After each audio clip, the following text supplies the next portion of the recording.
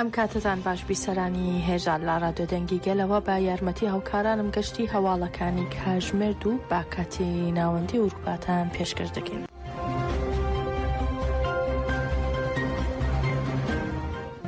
بەرەبەیانی ئەمڕۆ ئەمریکا بە فەرمی هاتە ناو شەڕی ئیسرائیل و ئێرانەوە. دۆناڵد ترامپ سەرۆکی ئەمریکا لەگەڵ جێگرەکەی جێی ڤانس و وەزیری بەرگری وڵاتەکەی پێت هێگسێت هاتنە بەردەم ڕۆژنامەنووسان و بە جیهانی ڕاگەیان هێرشیان کردوتە سەر وێستگە ئەتۆمیەکانی ئێران. بەرەبەیانی زوو ئەمریکا هێرشی کردە سەر وێستگەی ئەتۆمی فۆردۆ کە لە قوڵایی نزیکەی 100 متری زەویدایە. ساتی هێرشەکە ئەگەر و دووکەڵێکی مەترسیدا لە وێستگە ئەتۆمیەکە بەرز دەبێتەوە بە جۆرێک وەک بڵێیت چەکی ئەتۆمی تێدایە. هەروەها لە ئەمریکا هێرشی کردوتە سەر وێستگەی ئەتۆمی نەتەنز و ئەسفەهان و مێدیا ئەمریکی دەڵێن لە هێرشەکانی سەر وێستگە ئەتۆمیەکانی ئێران 6 بۆمبی حەشاشکیان بەکارهێنراون. بەپێی هەواڵی میدیاکان بۆمبەکان فڕۆکە شەبەحەکانی ئەمریکای B-52 لە هێرشەکەی سەر بنکە ئەتۆمیەکانی ئێران بەشدار بوون. لە کاردانەوەی ئەم هێرشەدا عەباس ئاراغچی وەزیری دەرەوەی ئێران ڕایگەیاند ئەمریکا پێشلکاری ئەنجامدا و هێرشەکانی ئەم بەیانیەش لێکەوتەی قورسیان دەبێت. دەشڵێت هێرشەکانی بەرەبەیانی ئەمریکا بەبێ سزا تێناپەڕێنرێت. هەروەها دەشڵێت پێویستە هەر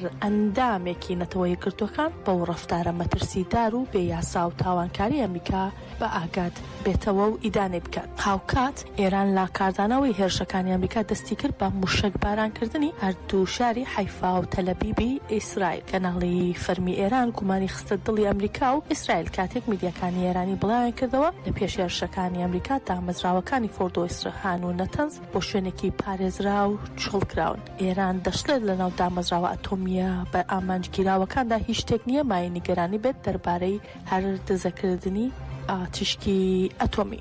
هەردوای هێرشەکانی ئەمریکا ئێران هەڕەشەوەی کرد هەموو جیهان شاهدی دەسەڵاتی کۆماری ئیسلامی ئێران دەبن، دەسەڵاتێک کە بۆ چەندین سەدەی داهاتوو یادی دەکرێتەوە.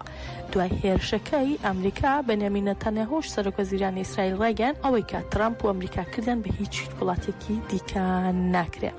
لەلایەکی دیکەشەوە هێزی فریاکەوتنی ئیسرائیل ڕایگەیاند تا ئێستا دەموشک لە ناوچە جیاوازەکانی وڵاتەکەی کەوتونەتە خوارەوە و ڕادیۆ ئیسرائیلیش دەڵێت موشکەکانی ئەمڕۆی ئێران زیانی گەورەی لە چەند شوێنێکی تەلەبیب و حیفا و نیستوساندا لێکەوتوتەوە. چاوەڕوان دەکرێت لە ئەمڕۆوە شەڕی ئەمریکا و ئیسرائیل لەگەڵ ئێران بشێتە قۆناغێکی قورسترەوە و چاودێرانی سیاسی پێیان وایە کە لە دوای هێرشەکەی ئەمریکاوە ئیدی ئێران گورز لە هێزەکانی ئەمریکا لە ناوچەکە دەوەشێنێت و ئەگەر ئەوەش ڕوو بدات ئەوە ئەمریکا هێرشەکانی بۆ سەر ئێران فراوانتر دەکات تا ئاستی گۆڕینی دەسەڵاتی ئێران ناوەستێت. بەرپرسانی ئێرانیش ئەم بەیانیە کەوتونەتە هەڕەشە لە ئەمریکا و ئیسرائیل و دەڵێن ئێستا کاتی ئێمەیە و شەڕ لە ئێستاوە دەست پێ دەکات. هەر لە کاردانەوەی ئەو هێرشانەدا باسم عەوادی و تەبێژی حکوومەتی عێراقیش ڕایگەیاند ئەم پەرەسەندە سەربازیە مەترسیەکی جددیە بۆ سەر ئاسایش و ئاشتی لە ڕۆژهەڵاتی ناوەڕاست.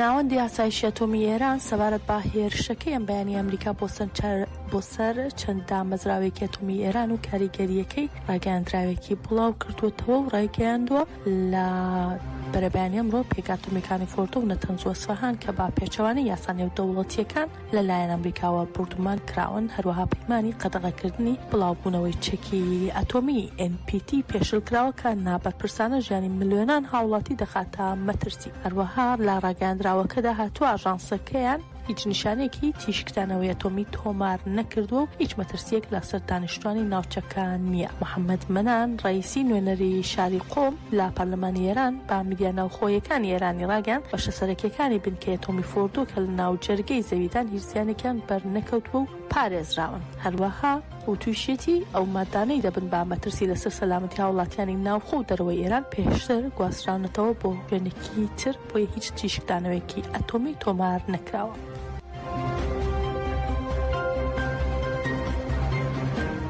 کەناڵی 12 ئیسرائیلی لەبارەی هێرشە موشکەکانی ئەم بەیانی ئێران بۆ سەر وڵاتەکەیان ڕایگەیاندووە هێرشە موشکەکەی ئێران بۆ سەر تەلەبیب وێرانکاریەکی فراوانی لێکەوتوتەوە بەهۆی هێرشەکەیشەوە 11 کەس بریندار بوون. ئەوە لە کاتێکدایە شەوی ڕابردوو ئەمریکا هێرشی کردە سەر سێ بنکەی ئەتۆمی ئێران و لە بەرامبەردا ئێران با ژمارەیەکی زۆر موشک هێرشی کردە سەر شاری تەلەبیب و حیفای ئیسرائیل.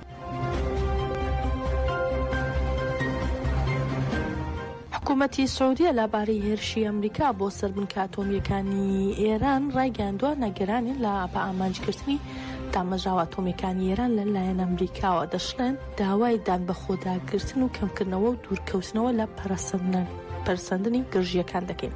هەروەها حکوومەتی سوودی باس لەوەش دەکا هەلومەرجەکە پێویستی بەوەیە کۆمەڵگەی نێودەوڵەتی زۆر بە هەستیاریەوە هەوڵەکانی چڵ بکاتەوە بۆ گەیشتن بە چارەسەرێکی سیاسی گونجاو کا کۆتایی بە قەیرانەکان بهێنێت.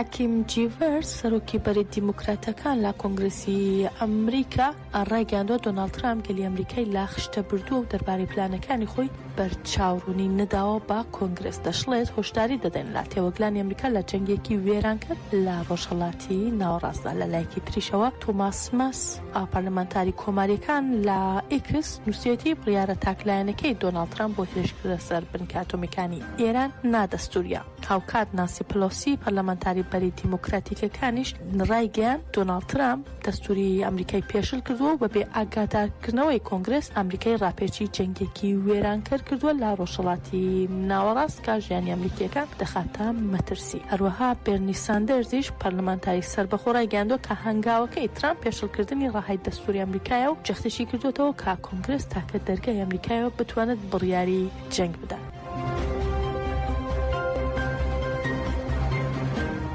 کێر ستارمر سەرۆکوەزیرانی بریتانیا پەیامێکی سەبارەت بە هێرشەکانی ئەمریکا بۆ سەر ئێران و دۆخی ڕۆژهەڵاتی ناوەڕاست بڵاو کردەوە. دەشڵێت دۆخی ڕۆژهەڵاتی ناوەڕاست زۆر ئاڵۆزە و ناکرێت ڕێگە بدرێت ئێران ببێتە خاوەنی چەکی ئەتۆمی و هەروەها دەڵێت ئەوەی ئەمریکا کردوێتی بۆ کەمکردنەوەی هەڕەشەکان بۆ ئاماژە بۆش دەکا پێویست دەکا سەقامگیری ناوچەکە کاری لە پێشی نەبێت و ئێمە داوا لە هەموو لایەک دەکەین بگەڕێنەوە سەر مێزی دانووسان و گفتوگۆ.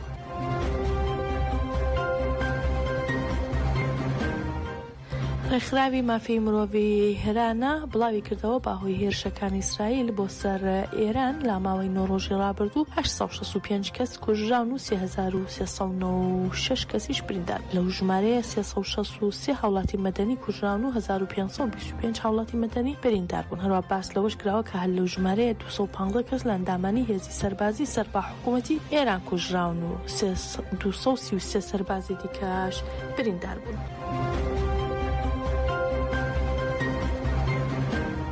بەپێی زانیاریەکان کەمێک پێش ئێستا درۆنێک لە گوندی بێورەی سەربا شارۆچکەی شارباژێر کەوتۆتە خوارەوە. هاوکات لە ئێستادا هێزانیەکان لەو بارەوە سەرقاڵی لێکۆڵینەوە. لەگەڵ دەستپێکردنی هێرشەکانی نێوان ئیسرائیل و ئێران ماوەی هەفتەیەکە چەندین درۆن و موشک لە ناوچە جیاجیەکانی هەرێم کەوتونەتە خوارەوە و تا ئێستا هیچ زیانێکی گیانیان لێ نەکەوتێتەوە.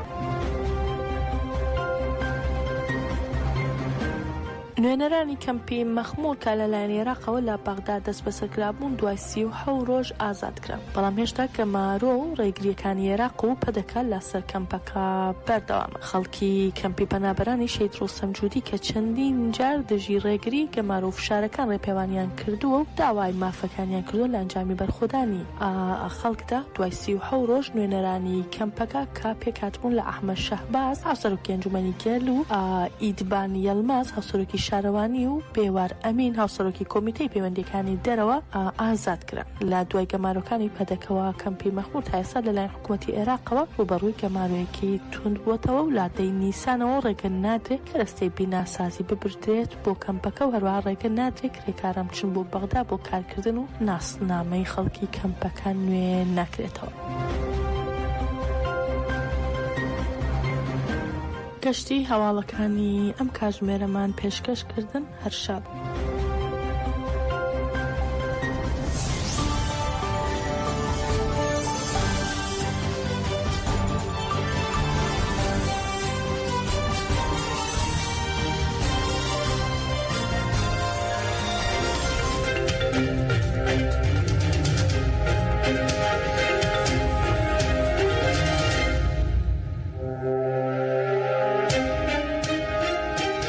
سڵاوتان لەبێ بەڕێزان لە بەرنامەیەکی تری ستێرکی تایبەت لەوەی لە خزمەتی ئەوەی خۆشەویستین بۆ ڕاوەکردنی شەڕی نێوان ئیسرائیل و ئێران. هەروەک ئاگادارن لە ڕۆژی 13 حوزەیران ڕۆژی هەینی ڕابردووە تا ئێستا دوای ئەوەی کە دەوڵەتی ئیسرائیل هێرشێکی بەرفراوانی کردە سەر دامەزراوە سەربازیەکان لە چەندین شار و ناوچە لە ئێراندا و لە بەرامبەریشدا ئێران وەڵامی ئەو هێرشەی دایەوە تا ئەمڕۆ شەڕێکی بەرفراوان لە نێوان ئەو دوو وڵاتە دەستی پێکردووە و ڕۆژ لە دوای ڕۆژ پانتایی شەڕەکە بەرفراوانتر دەبێتەوە و دەگوازێتەوە بۆ ناوەندە مەدەنیەکانیش. زۆر جار لە هەواڵەکاندا باز دەکرێت کە کەسانی مەدەنی و شوێنی مەدەنی لە هەردوو لە دەبنا ئامانجی هێرشەکانی هەردوو دەوڵەتی هەژمونگەرە لە ڕۆژهەڵاتی ناوەڕاستە. ئەمڕۆ لە بەرنامەی ستێکی تایبەتدا میوانداری دەکەین لە بەرەزان لێکۆڵەوەری کۆمەڵایەتی نگین شیخ الاسلامی و هەروەها بەڕێز پرۆفسۆر عەباس وەلی پسپۆری تێوری سیاسی.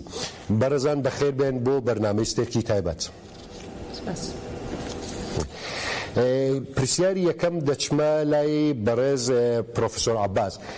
بەڕێز عەباس، وەک دەزانن لە ماوەی چەند ڕۆژی ڕابردوودا شەڕێک ڕۆژهەڵاتی ناوەڕاستی گرتووەتەوە و ڕۆژ لە دوای ڕۆژ بەرفراوانتر دەچێتەوە. کاردانەوە و دشکردەوەکان بەرامبەر بۆ شەڕش چ نیگەرانیەکان چ لایەنگریەکان ڕۆژ بە ڕۆژ لە زیادبووندایە و مرۆڤ دەتوانێت بڵێت بە جۆرێک ڕای گشتی جیهانی لە ئاستی نێودەوڵەتیدا کاردانەوەی هەبووە، ئیسا ئەرێنی یان نەرێنی بەرامبەر بەم شەڕەی کە دەست پێکراوە. بە بۆچوونی بەڕێستان لێکەوتەکانی ئەو شەڕە چی دەبێت بۆ داهاتوو لە ڕۆژهەڵاتی ناوەڕاستدا؟ بە باوەڕی من ئەو شەڕە کولەن هەلومەرجەکانی استراتێژیکی ناوچەکە دەگۆڕێ. هەڵبەت ئەستێجی بەوەی کە ئاکامی ئەو شەڕەی چ دەبێ ئەو گۆڕانکاریانە لە ئێستاوە معلوم نین، وەلی ئەوەی کە گرینگە ئەوەیە کە یعنی ئەو ئارایشی هێزەکان لە بەرابەری یەکتریدا ئەوە پاش ئەو شەڕەی دەبێت لەسەر ئەوانە دابندرێتەوە، دەبێ معلوم بکرێت کە ئەو هێزانە دەچە تەناسبێکی قوادان چ محاسباتێک دەوێدا بکرێ ئەوانە. ئەوە کولەن نەتیجەی زۆر زۆر گشتی وەیە. تا حەدێکی بڕێک ڕوونتردا بڕێک ورتردا ئەوە دەبێت کە ئەگەر ئێران تەسلیم بێ، ئەگەر ئێران شەرتەکانی ئەمریکا قبول بکە، سێ شەرتی ئەسلی ئەمریکا، یەک ئەوەیە کە پیتاندنی یۆرانیۆم لە ئێرانێ کولەن ڕابگیرێ، دووەم ئەوەیە کە بەرنامەی موشکی بالیستیکی ڕژیمی ئێرانێ کولەن ڕابگیرێ، سێوەمیش ئەوەیە کە ئێران قبول بکە کە لە سیاسەتی ناوچەدا بە شێوەیەکی کە تەداخلی دەکرد پێشتر تەداخل نەکە. یعنی بەو معنایە کە ئیدی و دوای دروستکردنی هێزی نیابەتی بۆ خۆی نەبێ و دە چارچەوەی جۆغرافیایی خۆیدا فعالیەتی سیاسی بکە. ئەگەر دقەتێ بکەین ئەو سێ شەرتانە هیچ ڕەبتێکیان بە شەرایەتی ناوخۆی ئێرانی نییە. یعنی بەو معنایە کە ئەو شەڕە ئامانجەکانی کە هەرچێک بۆ ڕەبتێکی بە شەرایەتی ناوخۆی ئێرانی نییە. نەبوو وان نیشتی ئیسرائیلیش کە هێرشی کردە سەر ئێرانێ، ئەگەر مەبەستی ئەو دەبی وەختی کە هێرشی کرد، ئەگەر مەبەستی ڕووخاندنی ڕژیمی ئێرانە باە، پاژوەی کە فەرماندەیەکانی نیزامی و ئەمنیەتی ئێرانی لە بین برد، دەبوو ئامانجی دووەم و ئامانجی ئەساسی دەبوو بە حەملە دەبوو هێرش بکاتە سەر ئەو دەم و دەستگاکانی سەرکوتکەری ناوخۆ لە ئێرانێ، وەکو بەسیجی، وەکو ئەو بەشەکانی لە سپای پاسداران کە بە قەولی بە فارسی دەڵێن هێزەکانی دژ بە ئەوان بەتە دەست بە شورش بە معنای فارسی نە بە معنای ئی کوردەکەی بە معنای فارسەکەی ئەوانە هەتا ئێستا دەستیان لەوانە نەداوە ئەوە بەو معنایەیە کە لە محاسباتی ئیسرائیل و ئەمریکایەدا مەسئلەی گۆڕانکاری ڕژیم هەتا ئێستا بە شێوەیەکی استراتێژی